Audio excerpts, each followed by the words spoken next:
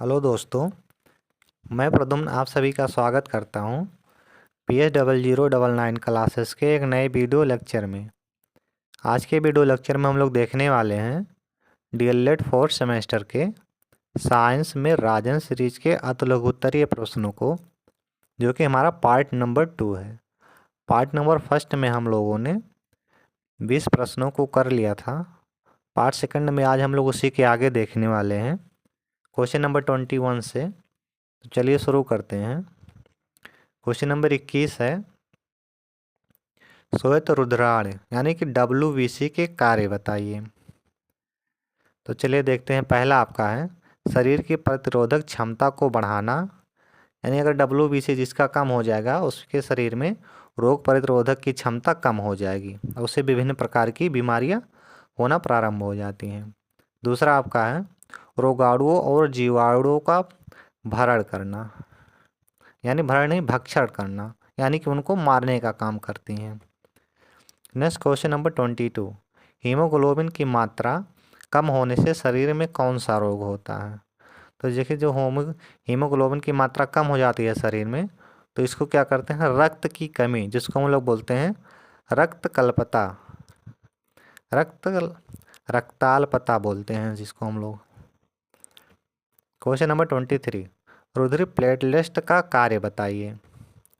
तो देखिए, रुधिर का थक्का बनाने में सहायता करता है, यानी जो रुधिर प्लेटलेट होता है, अगर ये शरीर में ना होगा तो आपका ब्लड अगर कहीं कट जाता है शरीर, तो उसमें ब्लड निकलता ही रहेगा, थक्का नहीं बनने पाएगा। तो आपका रुधिर का थक्का बनाने में मदद करता है। क्वेश्चन नंबर 24, एंटीजन तथा एंटीबॉडी में अंतर बताइए। तो देखिए, एंटीजन जो होता है लाल रुधिर कणिकाओं में होता है, जबकि एंटीबॉडी आपका प्लाज्मा में पाया जाता है। तो ये हो गया एंटीबॉडी बॉडी तथा एंटीजन में अंतर। क्वेश्चन नंबर 25, रुधिर वर्ग ओ को सर्वदाता क्यों कहते हैं। रुधिर वर्ग ओ को सर्वदाता कहा जाता है, लेकिन क्यों। तो देखिए, रुधिर वर्ग ओ आपका ओ को सर्वदाता इसलिए कहा जाता है क्योंकि रुधिर वर्ग ओ में कोई एंटीजन नहीं है तथा यह सभी रुधिर वर्गों को रक्त दे सकता है। तो ये आपका हो गया question number 25। Next question number 26, रुधिर वर्ग AB को सर्वग्राही क्यों कहा जाता है। तो देखिए, क्योंकि इसमें एंटीजन नहीं होता है तथा यह समस्त रुधिर वर्गों से रुधिर ले सकता है। क्वेश्चन नंबर 27, जैविक घटक को कितने भागों में बांटा गया है। तो जैविक घटक को आपको 3 भागों में बांटा गया है, जिसमें पहला आपका हो गया उत्पादन, दूसरा उपभोक्ता और लास्ट आपका हो जाएगा अपघटनकर्ता। ये आपका हो गया जैविक घटक के 3 भाग। क्वेश्चन नंबर 28, उत्पादन किसे कहते हैं या उत्पादक किसे कहते हैं। तो देखिए, उत्पादक के अंतर्गत समस्त प्रकार के हरे पेड़ पौधे आते हैं। उत्पादक वह होता है जो प्रकाश संश्लेषण क्रिया के फलस्वरूप भोजन का निर्माण स्वयं करता है, जैसे हरे पेड़ पौधे, नीला हरा शैवाल आदि। यानी ऐसे पदार्थ या ऐसे जो अपने भोजन का निर्माण स्वयं करते हैं, उनको हम लोग उत्पादन बोलते हैं। क्वेश्चन नंबर 29, द्वितीयक उपभोक्ता से क्या आशय है। तो द्वितीयक उपभोक्ता वे हैं जो अपना भोजन प्राथमिक उपभोक्ता से प्राप्त करते हैं। इसके अंतर्गत मांसाहारी जीव आते हैं, जैसे भेड़िया, बिल्ली, मेढक आदि। ये हो गया आपके द्वितीयक उपभोक्ता। क्वेश्चन नंबर 30, तृतीयक उपभोक्ता किसे कहते हैं, उदाहरण बताइए। तो वह उपभोक्ता जो अपना भोजन द्वितीयक उपभोक्ता से प्राप्त करते हैं, तृतीयक उपभोक्ता कहलाते हैं, जैसे शेर, सर्प, चील आदि। क्वेश्चन नंबर 31, रुधिर स्कंदन में कौन सहायता करता है। तो रुधिर स्कंदन में आपका रुधिर प्लेटलेट सहायता करता है। क्वेश्चन नंबर 32, हीमोग्लोबिन क्या है, कार्य बताइए। तो देखिए, हीमोग्लोबिन वह रंजक पदार्थ है जिसके कारण रुधिर का रंग जो होता है लाल होता है। हीमोग्लोबिन लाल रुधिर कणिकाओं में पाया जाता है। मानव शरीर में ऑक्सीजन का संवाहक हीमोग्लोबिन ही करता है। यानी अगर हमारे शरीर में हीमोग्लोबिन ना हो तो रक्त में जो है ऑक्सीजन का संवहन नहीं होगा।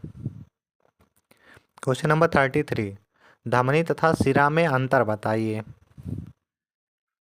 तो देखिए धमनी तथा शिरा में अंतर, पहला आपका है धमनी रक्त को हृदय से अंगों तक पहुंचाती है, जबकि शिरा रक्त को अंगों से हृदय में लाता है। दूसरा अंतर है धमनी में शुद्ध रक्त बहता है फुफ्फुस धमनी को छोड़कर, जबकि शिरा में अशुद्ध रक्त बहता है फुफ्फुस शिरा को छोड़कर। 3 नंबर आपका है धमनी में रक्त दबाव के साथ बहता है, जबकि शिरा में रक्त धीमी गति से निरंतर बहता है। यह आपका हो गया धमनी तथा शिरा में अंतर। क्वेश्चन नंबर 34, रुधिर वर्ग के खोजकर्ता कौन है। तो रुधिर वर्ग के खोजकर्ता आपके हैं कार्ल लैंडस्टीनर। क्वेश्चन नंबर 35, कौन सा विटामिन है जो रक्त का थक्का बनाने में सहायता करता है। तो यह आपका है विटामिन के। क्वेश्चन नंबर 36, रक्त का थक्का बनाने में अनिवार्य प्रोटीन क्या है। तो रक्त का थक्का बनाने में जो अनिवार्य प्रोटीन है आपका वो आपका है फाइब्रिनोजन। क्वेश्चन नंबर 37, सबसे भारी धातु का नाम बताइए। तो सबसे भारी धातु जो है वो आपका है ओस्मियम। क्वेश्चन नंबर 38, सबसे कठोर धातु का नाम बताइए। तो जो सबसे कठोर धातु होता है वो आपका है प्लेटिनम। क्वेश्चन नंबर 39, सुचालक किसे कहते हैं। तो देखिए जिन पदार्थों से होकर विद्युत आवेश आसानी से प्रवाहित होता है उन्हें सुचालक कहते हैं, जैसे चांदी, तांबा, एल्युमिनियम। चांदी जो होता है ये आपका विद्युत का सबसे अधिक सुचालक होता है, यानी इसमें सबसे तेज़ी से विद्युत धारा प्रवाहित होती है। क्वेश्चन नंबर 40 और इस वीडियो का लास्ट क्वेश्चन, सबसे अच्छा चालक कौन है। तो अभी हम लोगों ने देख लिया है सबसे अच्छा चालक जो होता है वो चांदी होता है और दूसरे स्थान पर तांबा होता है। आज की वीडियो हमारी यहीं समाप्त होती है। अगर हमारी वीडियो आपको पसंद आई हो तो चैनल को सब्सक्राइब करें और अपने दोस्तों के साथ शेयर करना ना भूलें। जय हिंद।